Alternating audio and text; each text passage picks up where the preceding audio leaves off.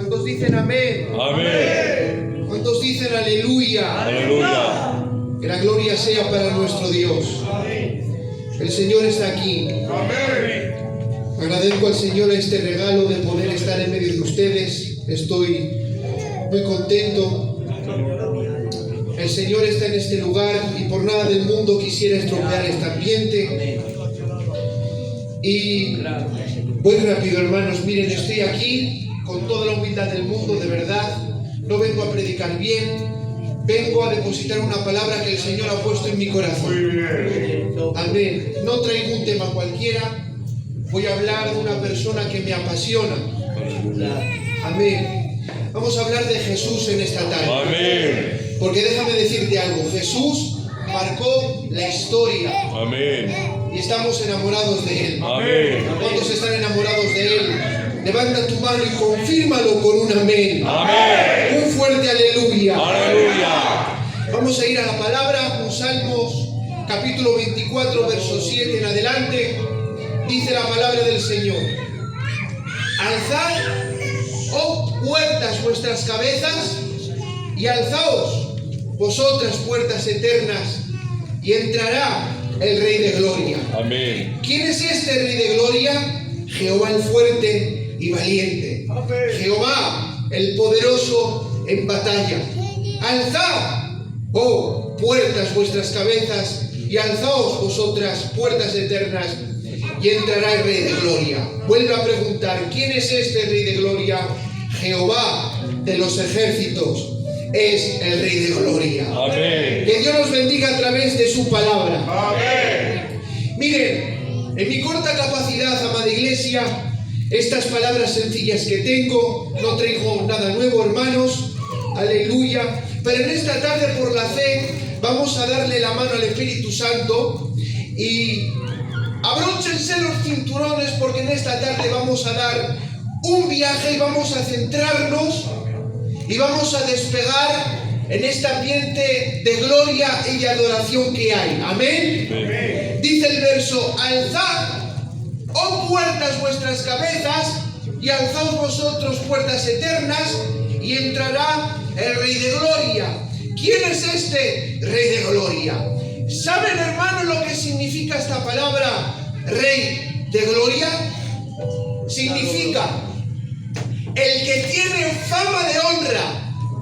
Y es que tengo que decir en esta tarde que nunca ha habido ni habrá nadie con más honra que nuestro Cristo resucitado. Amén. Pero claro, iglesia, las puertas que se abren están en el cielo, en un lugar inalcanzable para el hombre pecador, rebelde y sin respeto hacia Dios. Pero viendo el Padre que el hombre no podía entrar por las puertas del cielo, envió la puerta a la tierra.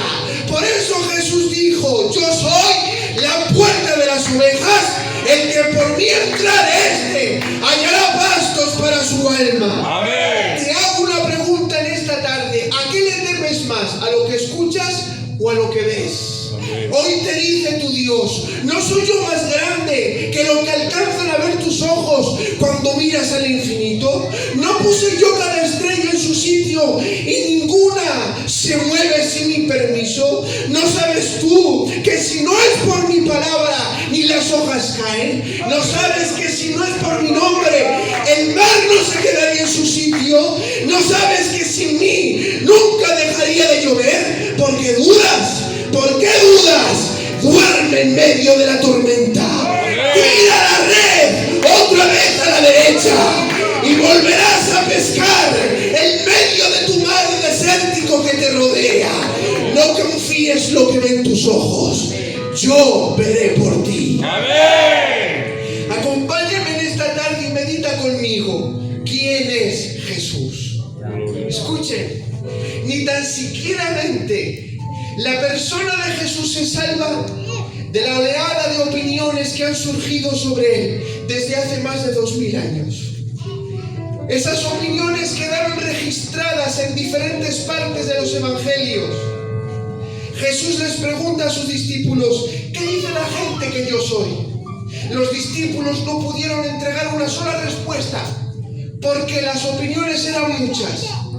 Y le dicen, unos dicen que eres Elías, otros creen que eres Jeremías o alguno de los profetas. Unos dicen que eres el Juan el Bautista que ha resucitado. Los líderes religiosos tampoco podían identificar a Jesús o clasificarlo dentro de una categoría.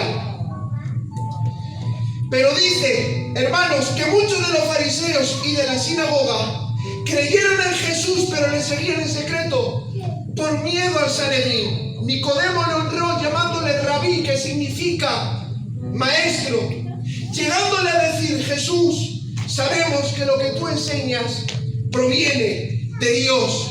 Sin embargo, los escribas daron una opinión de Jesús. Cuando hacía milagros, llegaron a decir que lo hacía por el poder de Belcebú, dando a entender que Jesús tenía vínculos con los demonios. Escuchen, ni siquiera estando en la cruz pudo librarse de las opiniones que producía su persona. Aún estando allí, muchos le gritaban, si tú eres el Hijo de Dios, salva a estos ladrones y a ti mismo. Aleluya. Si eres el Hijo de Dios, salva a estos ladrones y sálvate a ti mismo. Y escuchen, hasta el día de hoy es evidente que existen numerosas opiniones, numerosas dudas y preguntas sobre quién es realmente Jesús. ¿Quién es Jesús? Y esta pregunta, iglesia, no es fácil de responder. Sin embargo, la palabra de Dios se ha encargado de mostrarnos a Jesús desde diferentes ángulos para que podamos encontrar una respuesta clara a esta pregunta.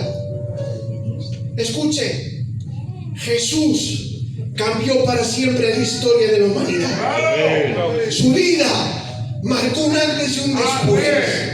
Algunas personas lo reconocen como Dios, otros como un sabio maestro, otros lo consideran que fue un loco, un fanático religioso. Pero mire, independientemente, sin importar lo que pensarían de él, no se puede negar una realidad, y es que Jesús ha conmovido los cimientos de la historia del ser humano. Él es absolutamente único.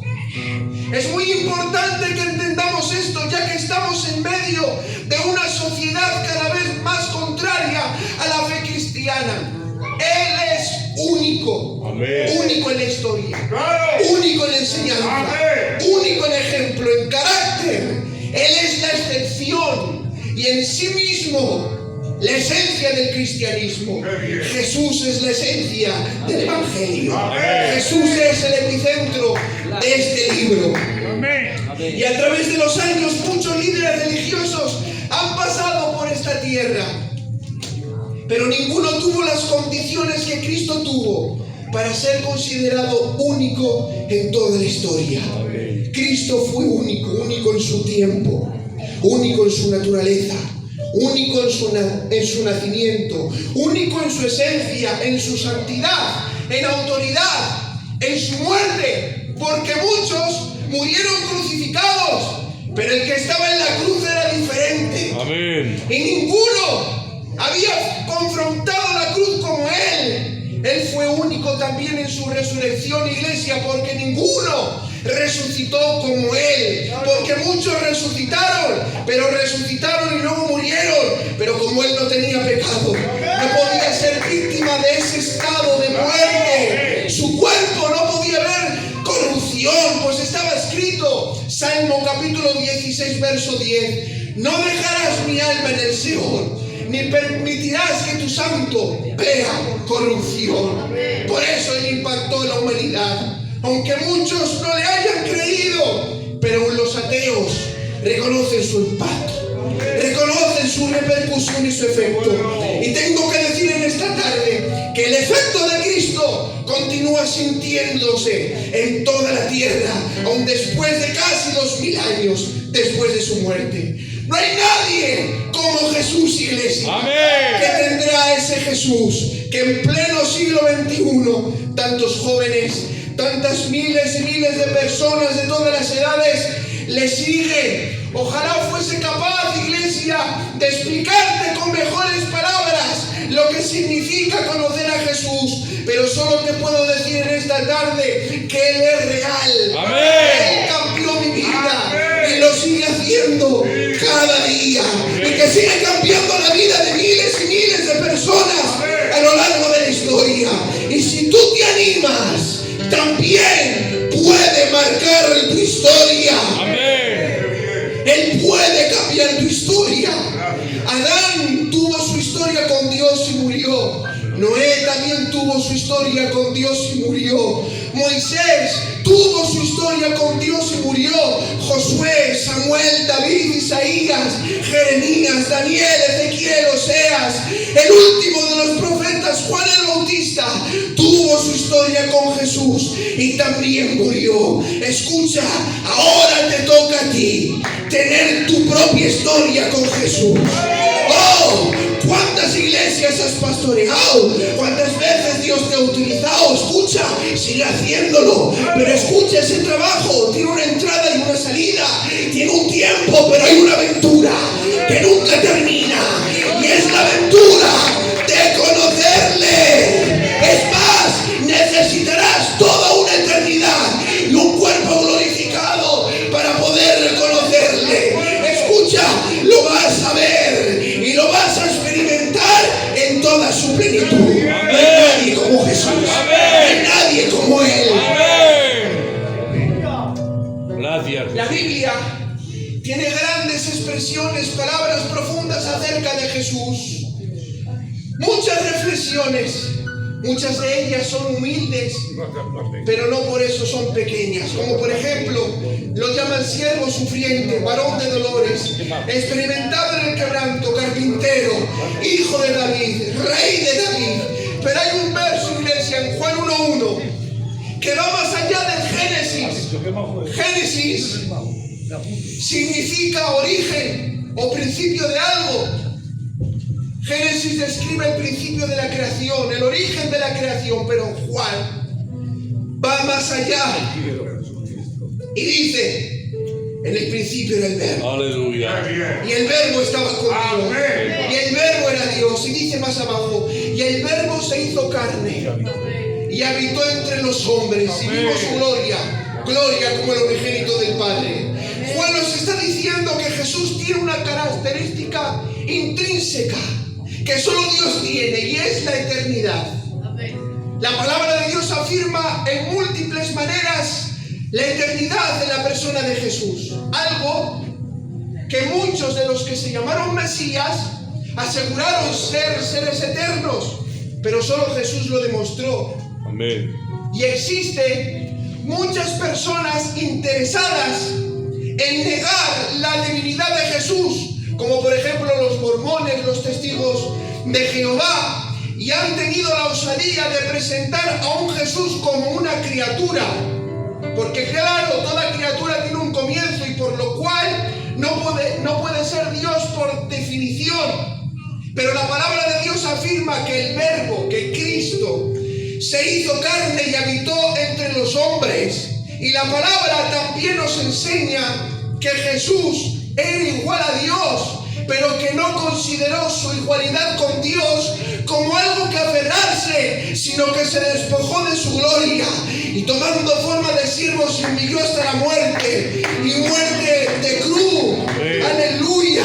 Y yo digo en esta tarde que se enteren, hermanos, Te amo, Dios. los testigos de Jehová, los mormones, aleluya, tenemos que decirle, iglesia, hoy que Jesús se hizo hombre, permaneció 100% hombre y 100% Dios, exhibió durante su vida características humanas, como por ejemplo tuvo hambre, tuvo sed, se cansaba, el Hijo del Hombre no tenía dónde recostar su cabeza, pero también exhibió atributos adivinos. Él dijo, decirle a Juan que los cojos andan, que los ciegos ven, Amén. que los muertos resucitan, que a los pobres les es anunciado el Evangelio. Tengo que decir en esta tarde que nunca hubo nadie y nadie ha oído una historia tan grande. ¿quién pudiera haber nacido en esa época y ser testigo ocular de todas las cosas que hizo Cristo? ¿Quién sería un pajarillo de esa época que cogería semillas alrededor de ese tal sembrador? Jesús, 100% Dios y 100% hombre. Amén. Aleluya. Gloria a Dios. Bendigo tu gracia. De Jesús podíamos escribir durante meses sobre la persona más importante de toda la humanidad, y aún así no alcanzaríamos a cubrir todo lo que hay para decir en cuanto a su persona. De hecho, los autores de los evangelios tuvieron que ser selectivos en cuanto a los eventos, a los relatos, a la biografía de Jesús. Es decir, no pudieron recopilar todo lo que Jesús hizo, sino que el Espíritu Santo les guiaba lo que tenían que escribir.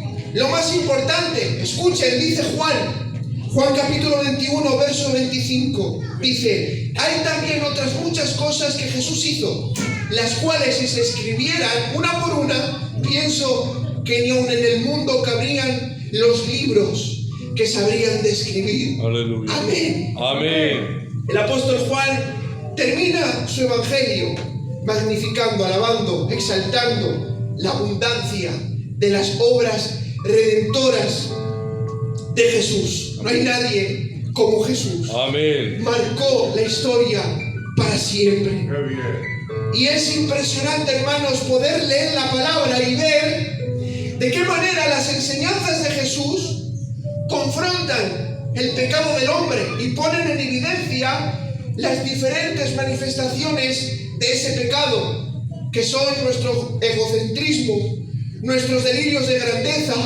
nuestra ceguera espiritual. Las enseñanzas de Jesús no solo representaron un desafío para el judaísmo, que estaba distorsionado en esa época. Las palabras de Jesús no solo confrontaron el legalismo de los fariseos, las aspiraciones de poder de los saduceos, sino que también confrontó el poder político de Pilato. Amén. Y Jesús le dijo bien claro a Pilato que Jesús jamás tuvo aspiraciones políticas, Gloria a Dios. pero le dejó bien claro a Pilato: Pilato, mi reino no es de este mundo, Aleluya. y ninguna autoridad tiene sobre mí, sino la justa, dada por mi Padre. Amén. También confrontó el poder político de Herodes. Y aquí está la palabra. Pero a este no le confrontó hablando, lo confrontó en silencio. Amén. Lucas capítulo 23, versículo 9. Escuchen, nos encontramos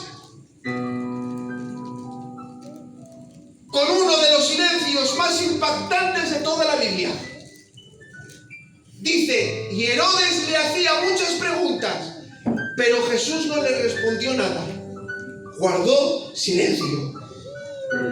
Herodes por fin tenía frente a él aquel que había escuchado tantos rumores, aquel que Juan el Bautista anunciaba. Tenía enfrente de él aquel que le seguía las multitudes. Y cuando tuvo la oportunidad de ver a Jesús, Jesús guardó silencio. Amén. No fue miedo, no fue debilidad, no fue indiferencia, fue propósito y juicio. Las respuestas a las preguntas de Herodes fueron contestadas con respuestas que nunca se dieron, con silencio. Amén. ¿Y por qué Jesús guardó silencio? Porque Herodes no buscaba la verdad en Jesús, buscaba entretenimiento. Lucas dice que Herodes tenía gran deseo de ver a Jesús, pero no para creer en él, sino porque esperaba un milagro de Jesús como espectáculo. Herodes Herodes quería que Jesús actuara como un mago, pero no como Mesías. Porque Jesús no se manifiesta donde solo lo buscan como una atracción de feria o por entretenimiento. Jesús, con su silencio, le estaba diciendo a Herodes: yo no soy objeto de tu curiosidad. Escuchen, es que Herodes ya había tenido su oportunidad. Juan el Bautista había sido enviado directamente por Dios para confrontar su pecado, pero Herodes lo despreciaba. Juan hablaba, Juan lo confrontaba, pero Herodes endurecía su corazón. Jesús calla porque Herodes ya rechazó al mensajero antes de ver al maestro. Amén. El silencio de Jesús frente a Herodes fue el silencio que Herodes vivió cuando cayó a Juan cortando su cabeza. Escucha, si ignoras la voz de Dios en privado, Dios dejará de hablarte en público. Es que Jesús habla Claro. cuando hay humildad, pero calla cuando hay orgullo.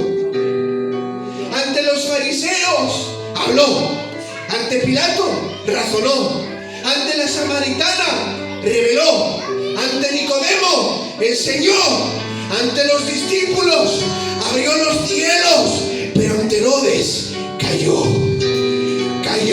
Amén. Herodes nunca obtuvo respuestas porque nunca buscó arrepentimiento. Por eso, iglesia, no todas las preguntas merecen una respuesta. Herodes tenía muchas preguntas, pero sus intenciones no eran las correctas. Por eso, escucha, se ha dicho de paso, responderle no iba a cambiar su corazón. Y es que a veces creemos que explicar más ayudará a la persona. Jesús cayó no porque no tenía nada que decir. Cayó porque la respuesta más poderosa para Herodes era su silencio.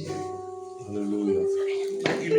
Jesús habló más fuerte con su silencio que Herodes con sus palabras. Amén. Y nunca impactó más a Herodes que el silencio de Jesús. El silencio de Jesús reveló el corazón oscuro de un rey que se llamaba Herodes. ¿Sabes por qué Jesús a veces guarda silencio? Porque la respuesta ya nos la dio, pero no obedecimos. Otras veces calla porque no estamos listos para escuchar. Y otras veces, como Herodes, Jesús guarda silencio como disciplina, porque nuestro corazón busca emoción, pero no transformación. Jesús guarda silencio porque no buscamos a Cristo, jugamos con Cristo. Pero déjame compartirte esto, iglesia. Cuando Jesús calla en tu vida, no es ausencia, es un mensaje. Gloria a Dios. El silencio de Jesús le reveló a Herodes quién mandaba realmente.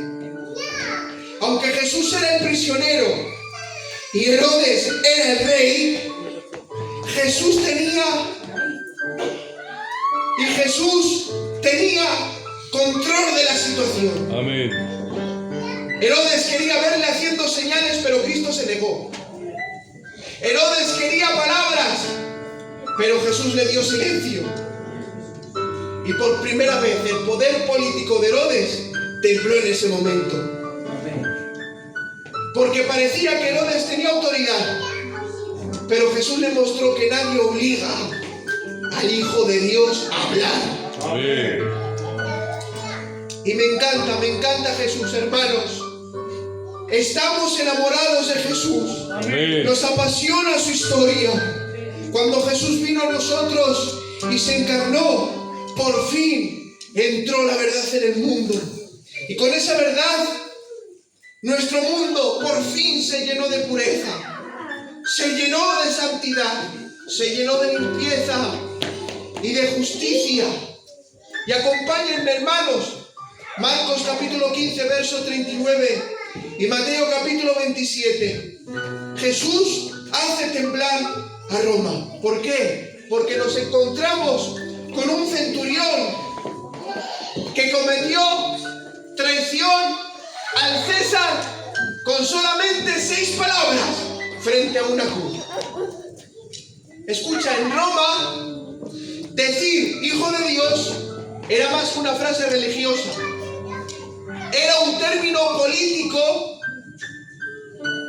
era un título en latín, que se llamaba Divi Filium.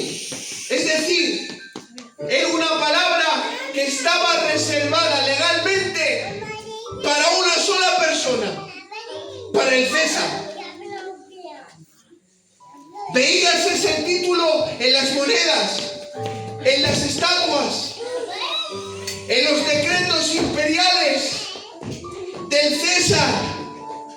Darle ese título a otro era traición, era un acto de sedición. Pero en estos pasajes tenemos a un centurión, a un oficial. Tenemos a la columna vertebral del Imperio Romano de pie frente a un hombre ejecutado por un Estado. El trabajo de este centurión era mantener el orden y asegurar la muerte de Jesús. Pero en el momento final, este soldado rompió filas con su propia cultura. Vio a Jesús que en lugar de maldecir o de suplicar, entregó su espíritu con autoridad.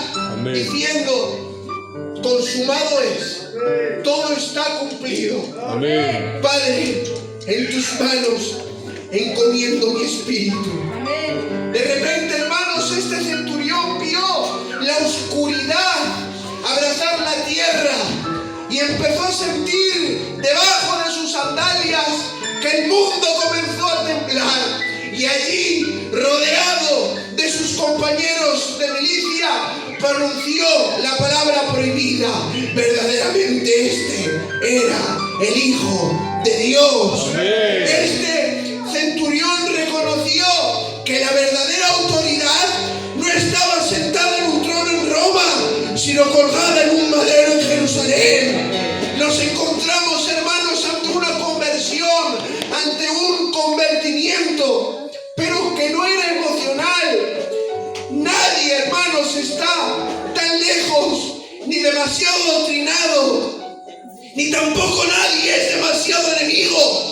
Dios decide abrir los ojos. Amén. De un centurión que ni siquiera la armadura del imperio más poderoso del mundo podía impedir que la verdad entraría en el corazón de ese centurión. Ese día Roma perdió un soldado. Amén. Pero el reino ganó un ciudadano. Amén. Y déjame decirte algo, iglesia: si Jesús es tu camino, el cielo es tu destino. Amén. Y yo te pregunto en esta tarde: ¿a qué le tienes tanto miedo? Él nunca se ha olvidado que tienes un despertar cada mañana. Amén. Abres tus ojos y Él ya está allí.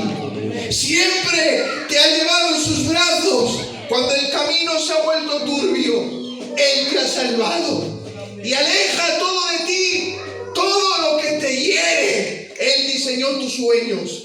Y Él te enseñó que con Él, aunque no tengas alas, pero con Él es posible volar. Amén. Porque Él es el que no te abandona. Gracias. Ni en las buenas ni en las malas. Amén. Él no te abandona ni en tus victorias, pero tampoco te abandona en tus derrotas. Amén. Él te ama. Y te ama más allá de tus cualidades. Te ama más allá de tus dones. Te ama más allá de tu santidad. Y ese nombre es Jesús. Amén. El Verbo de Dios. El Cordero que estuvo muerto, pero al tercer día resucitó. Este te ama. Amén. Con amor eterno. Amén. Jesús marcó la historia para siempre. Amén. Y Él quiere marcar tu historia. Amén. Aleluya. Él quiere marcar tu historia. Amén. en el nombre de Jesús. Amén. Esa era la palabra, hermano. Amén. Apasionate, enamórate de Jesús. Amén. Aleluya. Yo quiero decir a estos jóvenes, a mi hermano Aarón, mi hermano Ramsés, a estos jóvenes preciosos, quiero deciros que habéis traído la excelencia a Nájera. Amén. Amén. Pero Dios os demanda a que sigáis en la brecha y que sigáis siendo ese grupo que vive de rodillas, consagrado en santidad, en intercesión. Porque escuchar, esto solamente es el principio. Dios tiene grandes propósitos para vosotros. Amén. En el nombre de Jesús. Amén. Fuertes aplausos para Dios.